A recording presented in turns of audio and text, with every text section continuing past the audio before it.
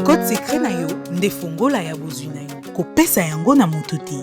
Uta Muyomba amona moninga na ye matondo kosala transfert kouta na compte bancaire na ye mpe kotinda yango na mobile money ye mpe alingi kobanda kosalela yango. Na yango akei na bank mpona koyeba bakondition oyo esengeli mpo akoma mpe kosalela yango.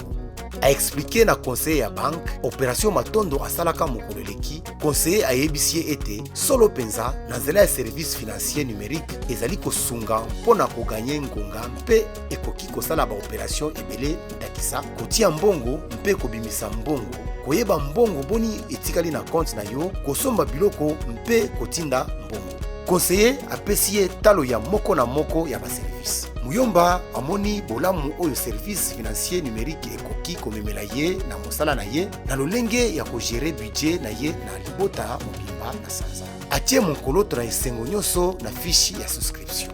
Na bobimi na ye na bank po akende komata na motuka, shege moko aye kodistraire ye na bosengi ye mbongo, mpe na pembeni shege mosusu ayi koyiba ye telefone na carte bancaire mpe bapotimba.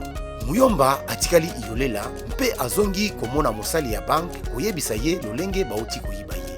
Agent atuni ye soki asangisaki bakoordone ya accès esika moko na telefone mpe na carte. Kasi Muyomba atiaki yango esika moko te. Moyibi akoki kokota na bakode secret na ye te. Mpo akoba kobeneficie na baavantage oyo service financier numérique ezali kopesa, agent ya bank asengi na ye asala commande ya carte ya sika mpe achange code mpo na sécurité mpe ekosenga na ye asalisa sim blanche asomba telefone ya sika mpo akoba kosalela mobile money na ye.